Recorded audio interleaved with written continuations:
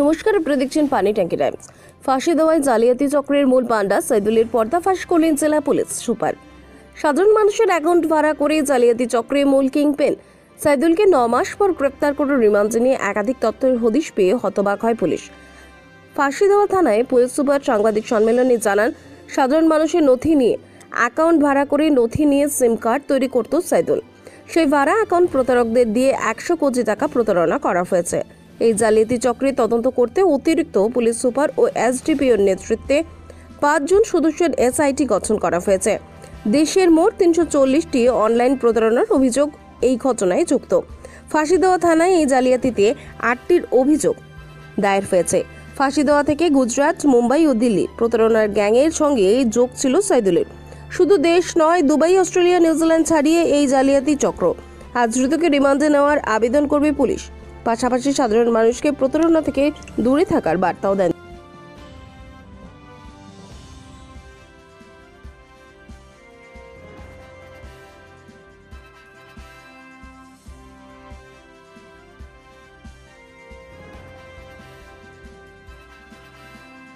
কি একটা লোক আছে এখানে সাইদুল নাম আছে, যে আমাদের এখন পুলিশ কাছারিতে আছে।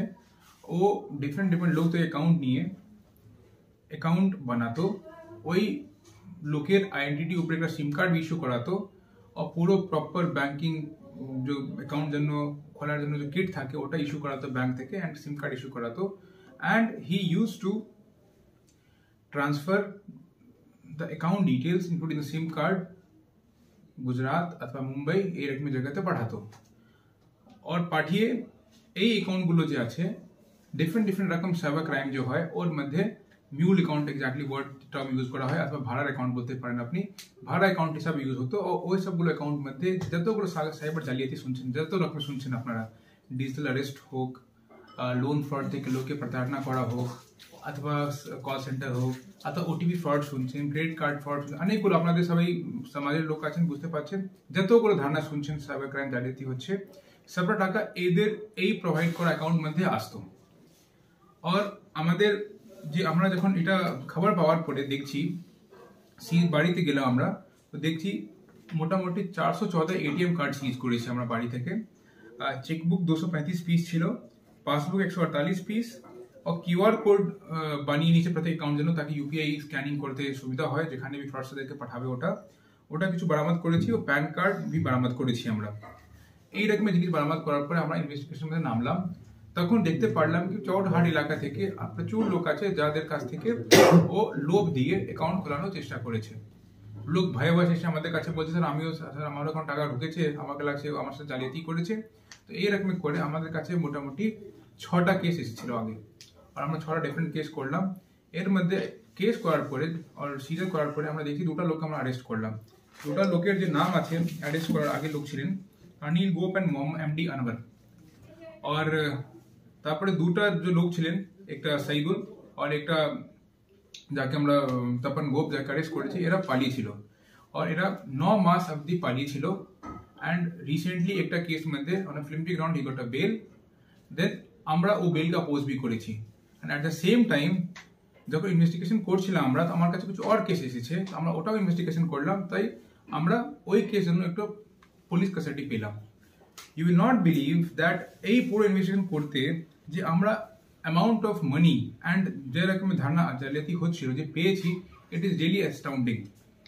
এর মধ্যে আমি বলতে চাইবো আপনাকে, আমরা যতগুলো কেস দেখেছি এর প্রোভাইড করা অ্যাকাউন্টে, মোটামুটি या অ্যাপ্রক্সিমেটলি বলবো আমি 314 complaints were lodged in the national cyber crime portal, যে আপনারা নর্মাল জালিয়াতিতে ইউজ করেন।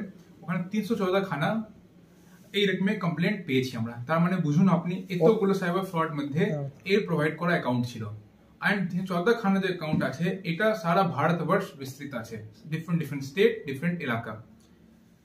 তারপরে আমরা দেখলাম কি এত যতগুলো অ্যাকাউন্ট আমরা অ্যানালাইজ করতে পেরেছি এখন অবধি, মানে it is so huge, so voluminous that আমাকে একটা এসআইটি টিম গঠিত করতে হয়েছে। ওর মধ্যে 3-4টা লোক, সাব ইন্সপেক্টর, বাকি আমাদের এডিশনাল এসপি, এসডিপিও আছেন, তাদেরকে রেখেছি আমরা। ধীরে ধীরে আমরা আর দেখছি এর মধ্যে কি কত টাকাকে ইনভলভমেন্ট আছে এর মধ্যে।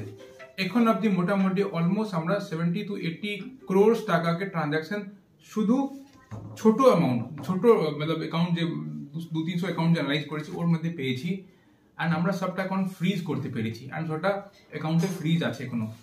নেক্সট আমি বলছি আপনাদেরকে কি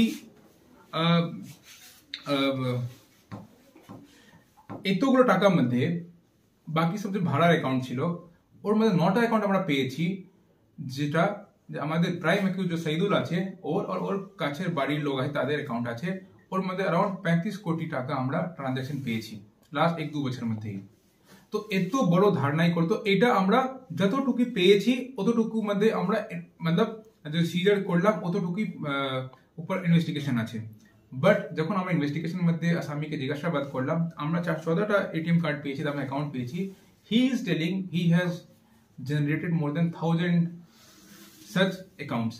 আমাদেরকে লাগছে ওটা মিথ্যা কথা, এর থেকে বেশি করেছে, 2-3 হাজার থেকে বেশি করেছে। এটাও বলে রাখি, যখন ইনভেস্টিগেশন করার মধ্যে দেখলাম আমরা, ও প্রত্যেক অ্যাকাউন্ট খোলাতে জন্য প্রত্যেক মাস 60 থেকে 70 হাজার টাকা পেতো প্রত্যেক অ্যাকাউন্ট জন্য। নাও ইউ ক্যান ইমাজিন 60 থেকে 70 হাজার আর 2-3 হাজার অ্যাকাউন্ট কত টাকা কামিয়েছে যে আমাদের অ্যাকিউজ আছে। He is actually blot on the society, and he is actually